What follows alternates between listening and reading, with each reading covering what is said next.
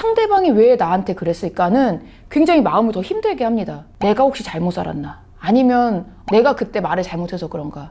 이런 거를 자꾸 생각을 하신단 말이에요.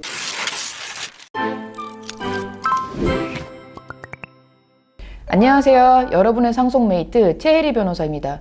오늘 제가 말씀드릴 주제는 유류분 반환 청구 소송이나 상속재산 분할 심판에 소장을 받으신 분들을 위하여 준비한 영상입니다. 소장을 받으신 분들은 정말 깜짝 놀라세요. 너무너무 놀라서 전화할 때 이미 목소리가 막 떨려요.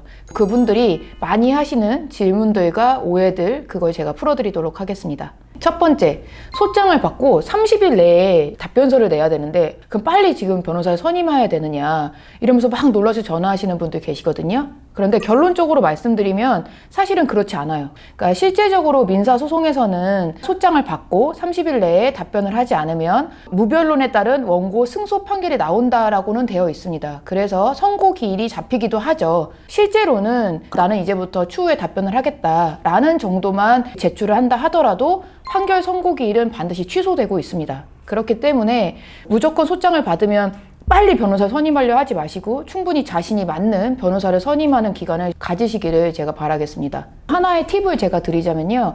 변호사 선임이 되지 않은 상태에서 답변서 제출하실 수는 있거든요. 종이 한 장에 A4 용지에 답변서라고 쓰시고 사건 번호 쓰시고 원고 아니면 청구인 누구, 피고 혹은 상대방 누구, 피고나 상대방은 우리들이겠죠. 한 다음에 청구 취지에 대한 답변 이라고 해서 1번 원고의 청구를 기각한다. 그 다음 2번 소송 비용은 원고의 부담으로 한다. 아래 띄시고 라는 판결을 구합니다. 라고 쓰신 다음에요. 두 번째 청구 원인에 대한 답변이라고 한 다음에 밑에 쓰실 때는 내가 지금 이 소장을 받고 이제 아직 변호사가 선임되지 않았으니까 변호사 선임해서 추후 답변을 하겠습니다. 라는 정도만 답변서를 제출해도 충분하거든요. 구글에서 답변서 형식 이러면 다 나와요. 그래서 그 정도 프린트 하셔서 쓰셔도 되니까 그런 다음에 시간을 충분히 갖고 변호사 선임을 하시는 것이 좋습니다.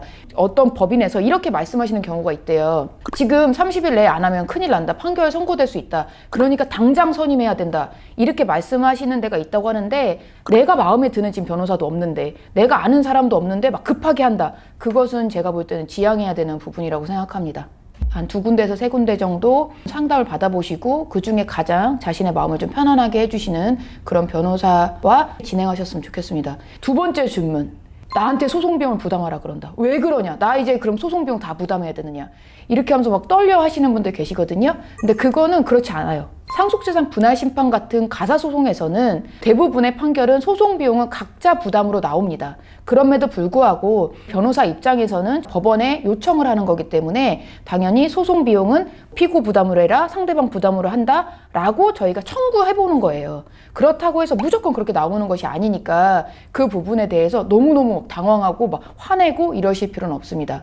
그렇지만 이제 민사소송인 유류분 반환 청구 소송에서는 기본적으로 피고가 부담하는 비율이 있기는 있습니다. 만약에 원고가 1억 원을 청구했다고 쳐요. 그랬을 때 피고가 이제 부담해야 될 게 7천만 원을 원고에게 줘라. 이런 판결이 나면요. 그런 경우에는 소송 비용의 뭐 10분의 7은 피고 부담, 10분의 3은 원고 부담으로 나오는 경향은 있습니다. 하지만 소송 비용에 대한 부분은 어느 정도는 법원에 재량이 좀 있거든요.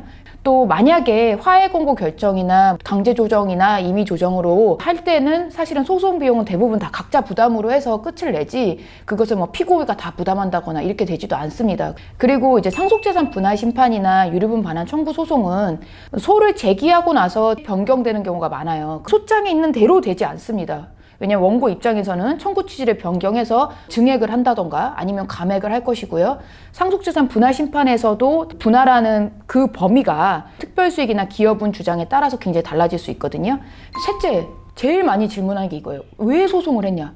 상대방이 왜 나한테 그랬을까는 굉장히 마음을 더 힘들게 합니다. 내가 혹시 잘못 살았나? 아니면 내가 그때 말을 잘못해서 그런가? 이런 거를 자꾸 생각을 하신단 말이에요. 근데 그거는 중요한 부분이 아니에요. 소송이 걸렸으면 소송에 따른 문제를 해결하면 되는 것이지 그 문제가 왜 생겼는지는 나중에 모든 게 다 해결되고 나면 알 수 있거든요. 그렇기 때문에 너무 거기에 집중하셔서 마음을 다치시거나 속상하셔서 잠을 못 자시거나 이러진 않으셨으면 좋겠습니다.